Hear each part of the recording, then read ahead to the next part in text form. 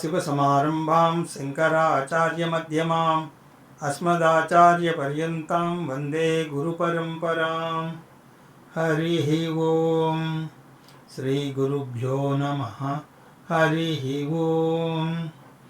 पार्थाय प्रतिबोधितां भगवता नारायणेन स्वयं व्यासेन ग्रथितां पुराणमुनिनां मध्ये महाभारतम् अद्वैतामृतवर्षिणीं भगवतीम् अष्टादशाध्यायिनीम् अम्ब त्वामनुसन्दधामि भगवद्गीते भवद्वेषिणीम्। यं ब्रह्मा वरुणेन्द्ररुद्रमरुतस्तुन्वन्ति दिव्यैस्तवैः वेदैः साङ्गपदक्रमोपनिषदैः गायन्ति यं सामगा। ध्यानावस्थिततद्गतेन मनसा पश्यन्ति यं योगिनः यस्यान्तं न विदुः सुरासुरगणा देवाय तस्मै नमः। ओम శ్రీకృష్ణ పరబ్రహ్మణే నమః.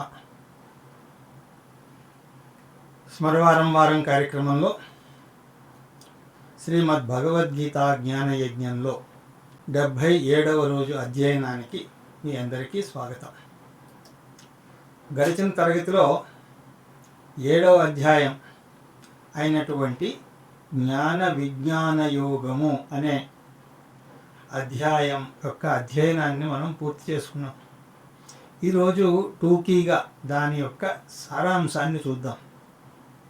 జ్ఞాన విజ్ఞాన యోగం యొక్క సారాంశం ఏమిటి అంటే 7వ అధ్యాయం మొత్తం గీతాబోధలో ఒక మలుపురాయి లాంటిది. 6వ అధ్యాయం వరకు కొన్ని అంశాలు చర్చించి 7వ అధ్యాయం నుంచి మరికొన్ని అంశాలను చర్చిస్తాడు కృష్ణ పరమాత్మ.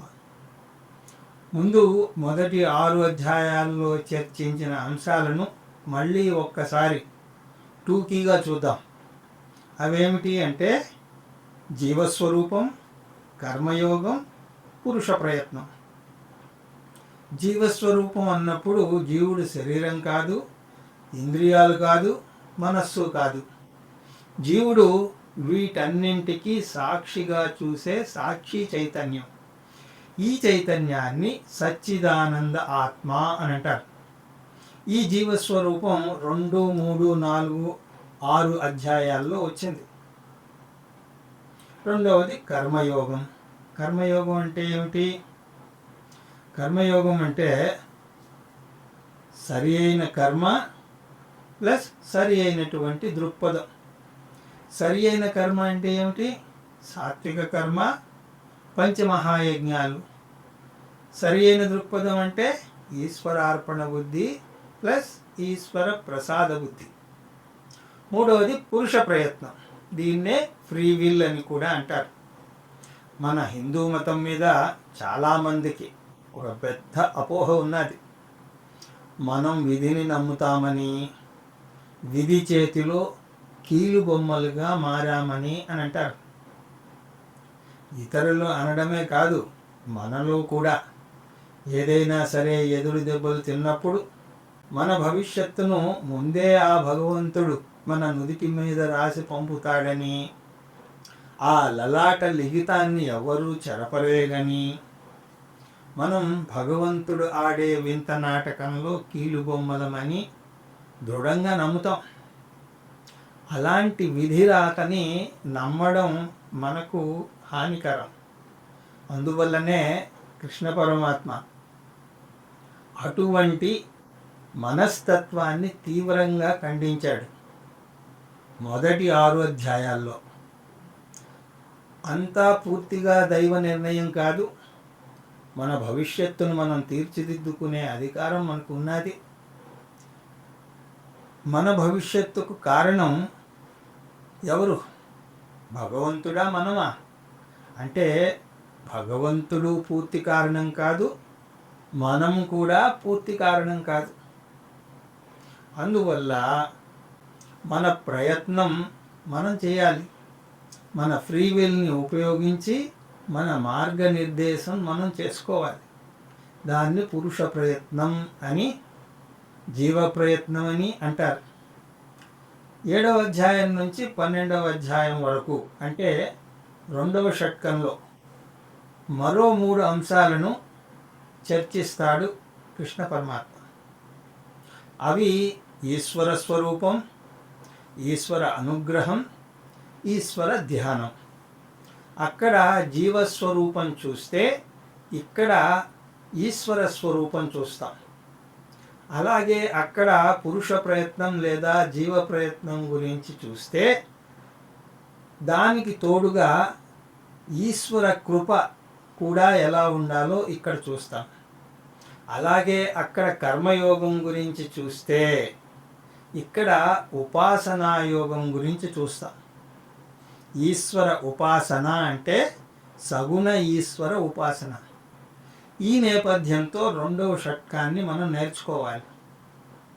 ఇప్పుడు 7వ అధ్యాయంలో దాని సారాంశం ఏమిటో చూద్దాం. 7వ అధ్యాయాన్ని ప్రధానంగా 4 భాగాలుగా విభజించవచ్చు. అవి ఉపోద్ఘాతం, ఈశ్వర స్వరూపం, సంసార కారణం, పరిహారం. 4వది భక్తిలో 2 రకాలు. 1 నుంచి 3 వరకు ఈ శ్లోకాలు ఉపోద్ఘాత శ్లోకాలు. ఈశ్వర స్వరూపం గురించి చెప్పబోతున్నాను అని స్పష్టం చేశాడు. వీటిలో ఈశ్వర స్వరూప జ్ఞానాన్ని 2గా విభజించాడు. అవి జ్ఞానము, విజ్ఞానము. జ్ఞానము అంటే సగుణ ఈశ్వర జ్ఞానం, విజ్ఞానం అంటే నిర్గుణ ఈశ్వర జ్ఞానం. ఓ అర్జున, నీకు జ్ఞానము విజ్ఞానము 2 బోధించబోతున్నాను అని అన్నాడు. ఆ తర్వాత ఈ జ్ఞానాన్ని స్తుతిస్తాడు. దీన్ని ఏదో కాలక్షేపం బఠానీగా తీసుకోవద్దు. ఇది చాలా అరుదైనటువంటి జ్ఞానం. ఇది మోక్షాన్ని ఇచ్చేటువంటి జ్ఞానం. అటు భావపరంగాను ఇటు జ్ఞానపరంగాను పూర్ణత్వాన్ని ఇస్తుంది. ఆ విధంగా మొదటి 3 శ్లోకాల్లో తను చెప్పబోయే అంశం గురించి, దాని యొక్క గొప్పదనం గురించి చెప్పాడు కృష్ణ పరమాత్మ. ఆ తర్వాత శ్లోకాలు 4 నుంచి 12 వరకు ఈ అధ్యాయంలోనూ తర్వాత తక్కిన 5 అధ్యాయాల్లోనూ ముఖ్యమైనటువంటి అంశమైన ఈశ్వర స్వరూపం గురించి వివరించాడు. ఈ శ్లోకాలలో ఈశ్వర స్వరూపంలో 2 అంశాలున్నాయి. అవి పరాప్రకృతి, అపరాప్రకృతి. ఇంకో రకంగా చెప్పాలి అంటే పదార్థము, చైతన్యము.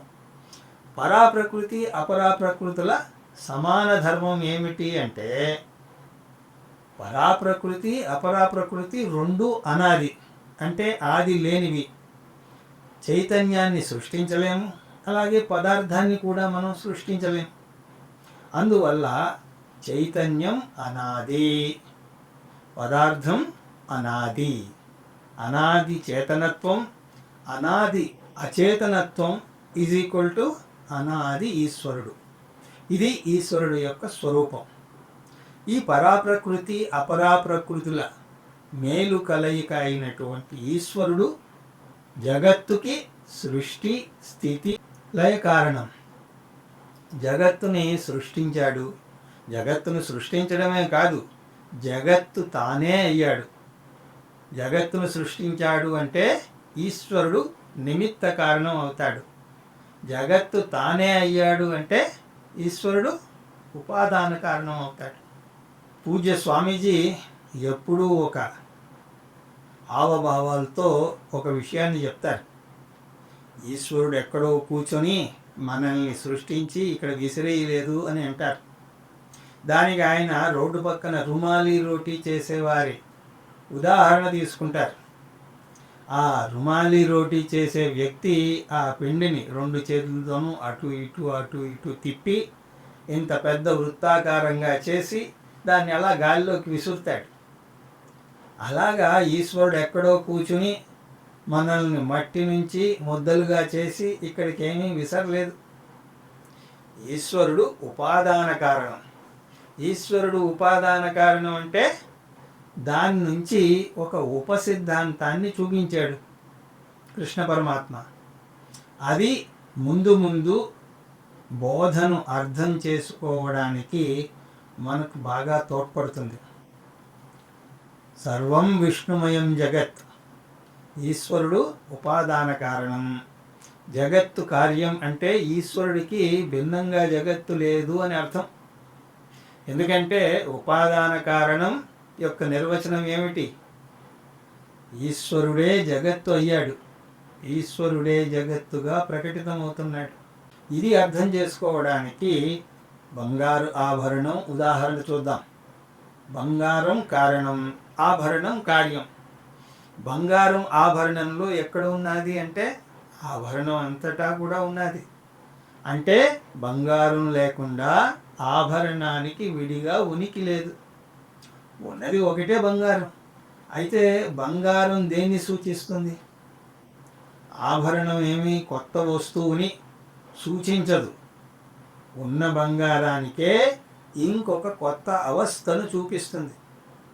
ఒక అవస్థలో బంగారము అని అంటే ఇంకో అవస్థలో ఆభరణము అని అంటున్నాం. రెండింటికి మధ్య అవస్థాభేదం తప్ప అసలు భేదం ఏమీ లేదు. ఇంకో ఉదాహరణ కూడా మనం చూడొచ్చు. నీరు, మంచు, ఆవిరి. మూడు నీరే.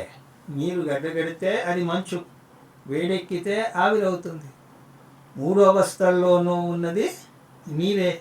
అందువల్ల ఓ అర్జున, ఈ జగత్తుని చిన్న చూపు చూడకు, జగత్తుని నిర్లక్ష్యం చేయకు. ఎందుకంటే జగత్తు నా అవతారము అని అన్నాడు కృష్ణ పరమాత్మ. రాముడొక అవతారము, కృష్ణుడొక అవతారం. అలాగే జగత్తు కూడా అవతారం.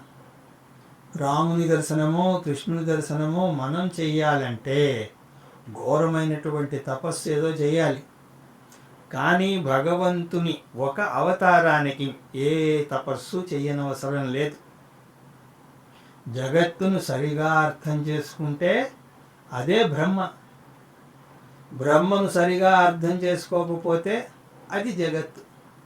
అందువల్ల అందరికీ అందుబాటులో ఉన్న అవతారం విశ్వరూప అవతారం. జగత్తుని చూసేటప్పుడు దాన్ని బ్రహ్మగా చూడాలి. అప్పుడు అది జడమైనటువంటి మామూలు ప్రపంచంగా కనపడదు. రసోహమప్సు కౌంతేయ ప్రభాసి శశి సూర్యయో ప్రణవ సర్వవేదేషు శబ్దఖ్యే పౌరుషం ఋషు అని ఇంతకుముందు చూసాం. జలంలో రసాత్మతను నేను, ఈ సూర్యచంద్రుల్లో కాంతిని నేనే, వేదాలలో ఓంకారాన్ని నేనే, ఆకాశంలో శబ్దాన్ని నేనే, పురుషులలో పౌరుషాన్ని నేనే. ఏది చూసినా ఏది విన్నా అంతా భగవంతుడే. సర్వం విష్ణుమయం జగత్. ఒకవేళ మీరు శివభక్తులైతే సర్వం శివమయం జగత్. ఇది ఒక ఉపసిద్ధాంతం. జగత్తు అపరాప్రకృతి, పరాప్రకృతిల మేలు కలయిక. ఈశ్వరుడు పరాప్రకృతి, అపరాప్రకృతుల మేలు కలయికే అయితే సర్వం ఈశ్వరమయం జగత్తు అయితే జగత్తు కూడా అపరాప్రకృతి, పరాప్రకృతిల మేలు కలయిక అవ్వాలి. ఈశ్వరునిలో రెండు అంశాలు ఉంటే జగత్తులో కూడా రెండు అంశాలు ఉండాలి. జగత్తులో పరాప్రకృతి, అపరాప్రకృతి ఏది? మీరు ఏది అనుభవిస్తే అదంతా కూడా అపరాప్రకృతి అన్నాడు కృష్ణ పరమాత్మ. జగత్తు, శరీరం, మనస్సు అన్నీ కూడా అపరాప్రకృతిలే. జగత్తు కెమిస్ట్రీ అయితే మనశ్శరీరాలు బయోకెమిస్ట్రీ. రెండింటిలోనూ కెమిస్ట్రీ ఉన్నది. అందువల్ల శరీరంలోని రసాయనాలలో మార్పు వస్తే మనస్సు కూడా ప్రభావితం అవుతూ ఉంటుంది. అంతేకాక మానసిక రోగానికి కూడా చికిత్సకు కెమికల్స్నే ఇస్తారు వైద్యులు. దీన్ని బట్టి మనస్సు కూడా రసాయనాలతో చేయబడింది అని తెలుస్తోంది. ఆ విధంగా జగత్తు, శరీరం, మనస్సు అపరాప్రకృతి. అయితే ఈ పరాప్రకృతి ఎక్కడ దొరుకుతుంది? పరాప్రకృతి కోసం వెతక్కండి, అది వెతికితే దొరికే వస్తువు కాదు అని అన్నాడు కృష్ణ పరమాత్మ. ఎందుకు? నేను వెతికే నేను, జగత్తుని అనుభవించే నేను, శరీరాన్ని అనుభవించే నేను, మనస్సును అనుభవించే నేను, సాక్షి చైతన్యం అయిన నేను పరాప్రకృతిని. జీవభూత మహాబాహో ఏదం ధార్యతే జగత్. జగత్తు సృష్టింపబడక ముందు ఉన్నది పరమాత్మ. అదే పరమాత్మ సృష్టి జరిగాక మన శరీరాల్లో అందుబాటులో ఉంటే అది జీవాత్మ. సృష్టే పూర్వం పరమాత్మ, సృష్టే అనంతరం జీవాత్మ ఇది ఉచ్యతే. చైతన్యం ఒకటే, ఇది ఈశ్వర స్వరూపం. ఇక 13 నుంచి 19 శ్లోకాల వరకు సంసార కారణం, దాని పరిహార శ్లోకాలు. ఈ శ్లోకాల్లో సంసార కారణం, సంసార పరిహారం గురించి చెప్పాడు కృష్ణ పరమాత్మ. మనిషి దుఃఖానికి, బెంగలకు, ఆందోళనకు, భయాలకు కారణం ఏమిటి అంటే వీటన్నింటినీ కలిపి సంసారం అని అనొచ్చు. ఈ సంసారాన్ని వర్ణించాక దానికి మందు కూడా సూచిస్తాడు కృష్ణ పరమాత్మ. ఒకటి సంసార కారణం భగవంతుడు, జగత్తు, పరాప్రకృతి, అపరాప్రకృతి రెండు ఉంటే మనం మాత్రం జీవితకాలమంతా కూడా అపరాప్రకృతిని పొందడానికే మనకు సరిపోతుంది. మన శాంతి, భద్రతలు, ఆనందం అపరాప్రకృతిలో ఉన్నాయి అని అనుకుని దాని మీద మనం ఆధారపడుతూ ఉన్నాం. అయితే ఏమిటి సమస్య అంటే అపరాప్రకృతి అంటే వస్తువు స్వభావం మార్పుకు లోనవటం. అపరాప్రకృతి ఎప్పుడూ కూడా ఒకేలాగా ఉండదు, ఎప్పుడూ మారుతూ ఉంటుంది. అపరాప్రకృతిలోకి జగత్తు, శరీరం, మనస్సు వస్తాయి అని చూసాం. ఈ మూడు కూడా నిరంతరం మారుతూ ఉంటాయి. నిరంతరం మారుతూ ఉన్న వస్తువు ఆదర్శంగా ఉండలేదు. అసలు నిజానికి ఆదర్శమైనటువంటి వస్తువు ఉండదు. అందువల్లనే శుద్ధమైన బంగారాన్ని కూడా 100% అని అనరు, 99.9% అంటారు. అదేవిధంగా శుద్ధమైనటువంటి, ఆదర్శవంతమైనటువంటి అపరాప్రకృతి అంటూ ఉండదు. ఒకవేళ మీ అదృష్టం బాగుండి అలాంటి ఆదర్శవంతమైనటువంటి పరిస్థితులు ఉన్నాయే అనుకుందాం, అయినా కూడా అవి ఎప్పటికీ అలాగే ఉండిపోతాయనే నమ్మకం లేదు కదా. ఎందుకంటే పరిస్థితులు మారుతూనే ఉంటాయి. కాబట్టి యోగక్షేమాలు అని అంటారు. యోగం అంటే ఒక వస్తువుని పొందడం, క్షేమం అంటే పొందినటువంటి వస్తువుని నిలబెట్టుకోవడం. అందుకోసమే మన వాళ్ళు ఎవరింటికైనా వెళ్ళినప్పుడు వారి యోగక్షేమాలు కనుక్కురారా అని అంటూ ఉంటారు. అంటే కొత్తగా ఏమైనా సంపాదించారా, అలాగే సంపాదించుకున్నది నిలబెట్టుకున్నారా అని చెప్పడం అన్నమాట. ఈ రెండు కూడా కష్టమే. ఒక వస్తువుని కష్టపడి పొందినా అది 10 కాలాల పాటు నిలుస్తుంది అనే భరోసా లేదు. జీవితం అంతా కూడా అలా వస్తువుల్ని పొందే ప్రయత్నంలోనూ, పొందిన వస్తువుల్ని నిలబెట్టుకునే తాపత్రయంలోనూ గడిచిపోతుంది. కానీ మనం ఓడిపోక తప్పదు. ఎందుకంటే అపరాప్రకృతి అంటే పుట్టడం, ఎదగడం, మారడం, క్షీణించడం, నశించడం అనే లక్షణాలకు లోనవుతూ ఉంటుంది. దానికే శాశ్వతత్వం నికరంగా లేదు. వస్తువు మీద భద్రత కోసం ఆధారపడడమే సంసారం. అంటే అపరాప్రకృతి మీద ఆశలు పెంచుకోవడం సంసారం. అది ఎలా ఉంటుంది అంటే ఇసుక నుంచి నూనె తీయడానికి ప్రయత్నించినట్టుగా ఉంటుంది. అంటే అక్కడ నూనె ఉంటే కదా మీకు రావడానికి.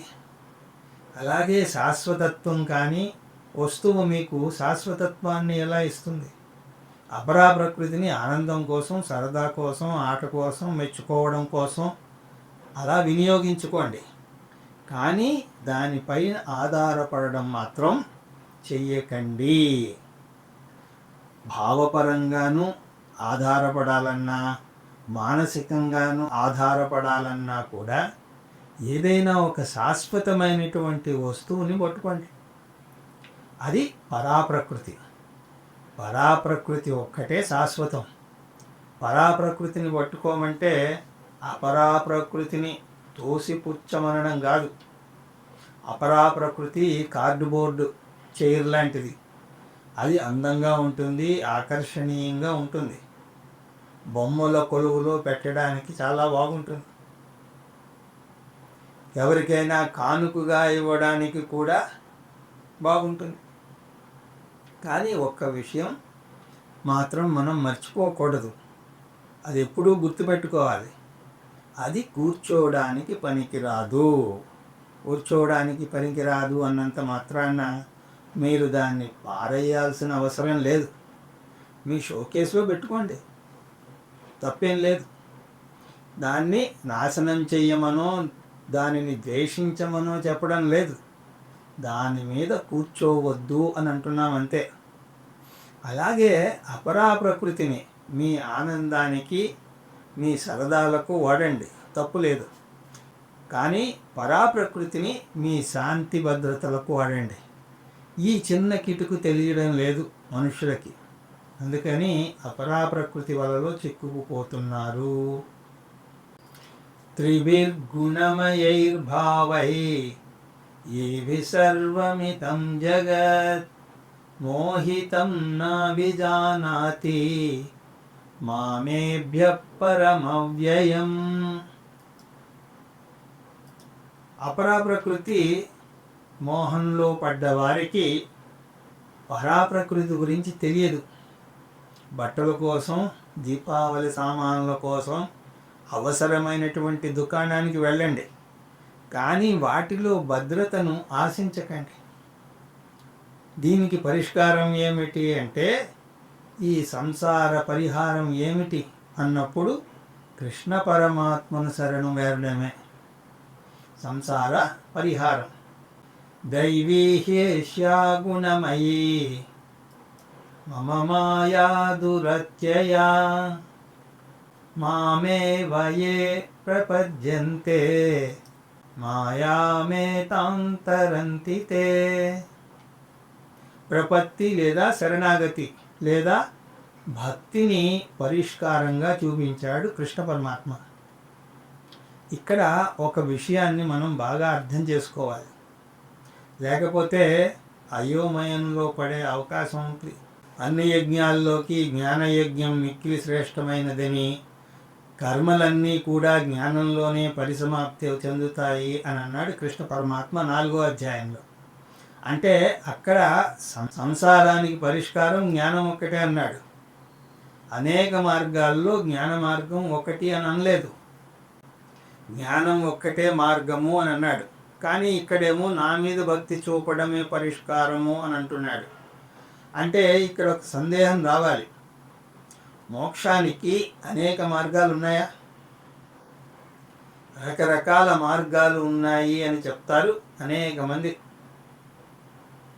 కర్మ, భక్తి, జ్ఞానం, రాజయోగం అంటారు.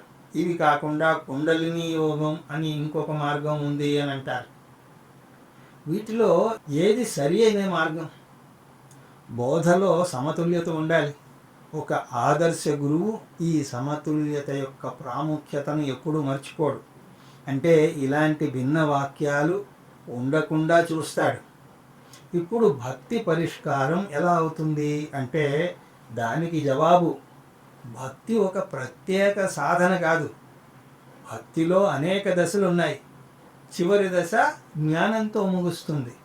జ్ఞానంలో భక్తి కలగలిసినప్పుడు దాన్ని జ్ఞానరూప భక్తి అని అంటారు. ఆ సాధనలన్నీ ఏమిటో 12వ అధ్యాయంలో వస్తాయి, అప్పుడు చూద్దాం. ఇప్పటికీ భక్తి అంటే ఒకటే సాధన కాదు, అనేక సాధనలతో అనేక దశలతో కూడినదని, చివరి దశ జ్ఞానమని తెలుసుకుంటే చాలు. అందువల్ల భక్తి పరిష్కారం అంటే దాని అర్థం ఏమిటి? జ్ఞానంలో ముగిసే భక్తి సంసారానికి పరిష్కారం. కృష్ణ పరమాత్మకు కూడా తెలుసు మనకు ఈ సందేహం వస్తుంది అని. అందువల్లనే ఆయన వివరణ ఇచ్చాడు. ఏమని? చతుర్విధా భజంతే మా జనా సుకృతినోర్జున ఆర్తో జిజ్ఞాసురర్థార్థి జ్ఞానీ చ భరతర్షభ తేషాం జ్ఞానీ నిత్యయుక్తః ఏకభక్తిర్విశిష్యతే ప్రియో హి జ్ఞానినోత్యర్థం అహం స చ మమ ప్రియ. ఒక భక్తుడే ఈ 4 దశలను దాటుతాడు అని చివరి దశ జ్ఞానభక్తి అని చూసాం. ముందు దశల్లో ఆర్తభక్తి, అర్ధార్థి భక్తి, జిజ్ఞాసు భక్తి వస్తాయి. ఈ మొదటి 3 దశల్లో సంసార బంధం నుంచి విముక్తి చెందరు. ఆ విషయం పెద్ద అక్షరాలతో రాసుకోవాలి. ఇంకోలా చెప్పాలి అంటే ఎర్రసిరాతో అండర్లైన్ చేసుకోవాలి.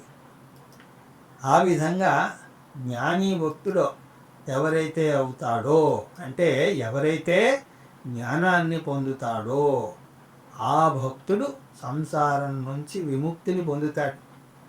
అతను మాత్రమే పరాప్రకృతిని తెలుసుకుంటాడు. తక్కిన ముగ్గురు కూడా అపరాప్రకృతి మీదే ఆధారపడుతూ ఉంటారు. జ్ఞాని భక్తునికి మాత్రమే శాంతి, భద్రతలు పరాప్రకృతిలో దొరుకుతాయని తెలుస్తుంది. కానీ ఆ ప్రయాణం అంత తేలిగ్గా సాగదు. అది చాలా దీర్ఘకాల ప్రయాణం. బహూనాం జన్మనామంతే జ్ఞానవాన్ మాం ప్రపద్యతే వాసుదేవః సర్వమితి సమహాత్మా సుదుర్లభః. సర్వము వాసుదేవమయమే అని భావించే మహాత్ముడు లభించడం చాలా అరుదు. అందువల్ల భక్తిలో జ్ఞాని భక్తి దశకు చేరుకోవడం చాలా కష్టం. అందువల్ల ముందు ఎక్కడో అక్కడ మొదలు పెట్టాలి కదా. కనీసం ఆర్తభక్తునిగానైనా సరే భగవంతుణ్ణి ప్రార్థించినా మంచిదే. తెలుగులో ఒక సామెత ఉండనే ఉంది, ఓడ దాటేదాకా ఓడమల్లయ్య, ఓడ దాటాక బోడి మల్లయ్య. అలాగే కష్టం వచ్చినప్పుడు సంకటకాలే వెంకటరమణ. అలా కష్టం వచ్చినప్పుడు బాలాజీనో గురువాయూరప్పనో పట్టుకుంటాం. ఏ కష్టానికి ఏ ఊరిలో ఉన్న ఏ దేవుణ్ణి పట్టుకోవాలో మనకు బాగా తెలుసు. తర్వాత కష్టం తీరగానే మళ్ళీ ఆ దేవుణ్ణి మర్చిపోతాం. అందుకే అన్నారు, ఆపద మొక్కులు సంపద మరుపులు అని. కానీ ఆర్తభక్తి మొదలు పెట్టినా అది కూడా నయమే. ఇక్కడ 13 నుంచి 19 శ్లోకాల వరకు జ్ఞానంతో ముగిసే భక్తి సంసారానికి పరిష్కారము అని చూసాం. ఇక 20 నుంచి 30 శ్లోకాలలో భక్తిలో 2 రకాల గురించి చెప్తాడు కృష్ణ పరమాత్మ. అవి సకామ భక్తి, నిష్కామ భక్తి. 2 రకాల భక్తులు మంచివే. కానీ సకామ భక్తి నుంచి నిష్కామ భక్తికి ఎదగాలి అంటాడు కృష్ణ పరమాత్మ. సకామ భక్తి లేనిదే నిష్కామ భక్తి అసాధ్యం. నిష్కామ భక్తికి రానిదే సకామ భక్తి అసంపూర్ణం. సకామ భక్తి ద్వారానే నిష్కామ భక్తికి మనం ఎదగాలి. అలాగని చెప్పి సకామ భక్తి దగ్గరే ఆగిపోకూడదు.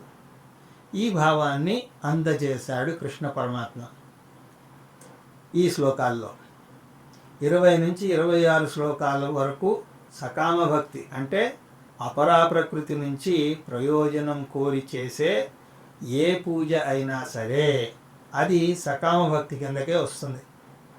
అపరా ప్రకృతి అంటే పదార్థం కాబట్టి అపరా ప్రకృతి వల్ల మనం పొందే లాభాలన్నీ కూడా పదార్థ ప్రపంచానికి చెందినవే అయి ఉంటాయి. అంటే డబ్బు, పేరు ప్రతిష్టలు, హోదా, ఆస్తులు, అంతస్తులు, బంధుబలగం ఇలాంటివి ఎన్నో వస్తాయి. నిజానికి మనం కోరేవన్నీ కూడా అపరా ప్రకృతి కిందకే వస్తాయి. నిజానికి రాకపోకలు ఉన్నది ఏదైనా సరే అపరా ప్రకృతే. మనం కోరే ధర్మార్థకామ పురుషార్థాలను ప్రేయో మార్గం అంటుంది కఠోపనిషత్. ఈ ప్రేయో మార్గంలో లక్ష్యాలు తీరుతాయి. సకామ భక్తిలో లాభ నష్టాలు ఉన్నాయి. లాభం ఏమిటి అంటే సకామ భక్తి పాపమేమీ కాదు. సకామ భక్తి ఉంటే నేరం చేసినట్టేమీ కించపరుచుకోనవసరం లేదు. నిజానికి తోటి మానవుని యొక్క కాళ్ళ మీద పడే కంటే భగవంతుని యొక్క కాళ్ళ మీద పడడం ఎంతో శ్రేష్టం కదా. నరస్థుతి సుఖమా, రాముని సన్నిధి సుఖమా? అనేక లోపాలున్నటువంటి తోటి మానవుని పూజించడం ఎందుకు? దానికి బదులు రాముడిని వేడితే సరిపోతుంది. తక్కువేమి మనకు రాముండొక్కడుండు వరకు. అందువల్ల సకామ భక్తి మంచిదే. పైగా మనం కోరుకున్న ఫలితాలను ఇస్తాడు కూడా భగవంతుడు. చెయ్యవలసినటువంటి దేవునికి చెయ్యవలసిన పూజను చెయ్యవలసిన రీతిలో చేస్తే ఆశించినటువంటి ఫలితాన్ని ఇస్తాడు. కానీ ఇక్కడ నష్టం ఏమిటి అంటే కోరిన కోరికలు తీరుతాయి నిజమే, కానీ అవి శాశ్వతం కాదే. అవన్నీ కూడా అపరా ప్రకృతికి చెందినవి. అపరా ప్రకృతి శాశ్వతం కాదు. అంతవత్తు ఫలం తేషాం తద్భవత్యల్ప మేధసాం. ఈ సకామ భక్తులు పొందే ఫలం శాశ్వతం కాదు. అవి శాశ్వతం కాదని మనకు తెలుసు. అసలే మన మనస్సు ఊహాగానాలు చాలా చేస్తూ ఉంటుంది. అందువల్ల ఒక వస్తువుని పొందినప్పటి నుంచి దాన్ని ఆనందించకుండా అది పోతుందేమోనన్న బెంగతో పడుతూ ఉంటాం. నిజానికి ఆనందం కన్నా బెంగే ఎక్కువగా ఉంటుంది. ఈ అంశాన్ని దయానంద స్వామీజీ అద్భుతంగా వర్ణిస్తారు. కోకోకోలాను స్ట్రాతో తాగేటప్పుడు కిందకు చూడాలి. దానివల్ల కోకోకోలా రుచిని ఆస్వాదించే బదులు తరుగుతూ వస్తున్నటువంటి ఆ కోకోకోలా డ్రింక్ మీద కళ్ళు పడతాయి. అందువల్ల ఆనందం కన్నా కోకోకోలా తగ్గిపోతోందే అన్న దుఃఖమే ఎక్కువగా ఉంటుంది. ఎప్పుడో భవిష్యత్తులో బాధ పెట్టడమే కాదు, ఇప్పుడు ఈ క్షణంలో కూడా, అంటే దాన్ని అనుభవిస్తున్న క్షణంలో కూడా అది పోతుంది అన్న భయంతో మనం కృంగిపోతాం. ఇది సకామ భక్తి యొక్క ప్రతికూల పరిస్థితి.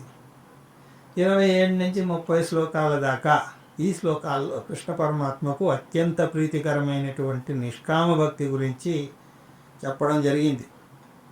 నిష్కామ భక్తిలో ఒక వ్యక్తి పరాప్రకృతిని పొందడానికి లేదా పరాప్రకృతిని అర్థం చేసుకోవడానికి లేదా తన ఆధ్యాత్మిక ఎదుగుదలకు దాన్ని వాడతాడు. నిష్కామ భక్తుడు ప్రాథమికంగా ఆంతర ఆధ్యాత్మిక ఎదుగుదల కోసం ప్రయత్నిస్తాడు. అతను ధనాన్ని కోరడని చెప్పలేం, కానీ అది అతని యొక్క ప్రాథమిక కోరిక కాదు. అది అనుకోకుండా వస్తుంది. ఆఫీసుకు వెళ్ళడం, జీతం తీసుకోవడం ఆయనే మానేయడు, కానీ అదే ముఖ్యం కాదు. ఆంతరికంగా ఎదగడం ముఖ్యం. నిష్కామ భక్తి అంటే కాలాతీతంగా ఎదగడం. జర అంటే వృద్ధాప్యం, మరణం అంటే చావు. రెండూ కూడా కాలం వల్లనే జరుగుతాయి. మాకురు ధన జన యవ్వన గర్వం హరతి నిమేషాత్ కాల సర్వం. భజ గోవిందం భజ గోవిందం. కాలం జగత్తును భక్షిస్తుంది. అందువల్ల జరామరణాలను అధిగమించడం అంటే కాలాన్ని అధిగమించడం. కాలానికి అతీతంగా ఉన్నది పరాప్రకృతి మాత్రమే.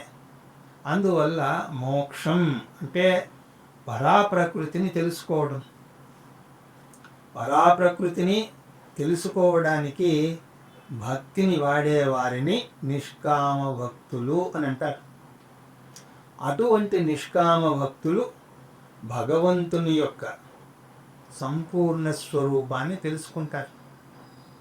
అంటే భగవంతుని యొక్క పరాప్రకృతిని అపరాప్రకృతిని రెండింటి గురించి సంపూర్ణంగా తెలుసుకుంటారు.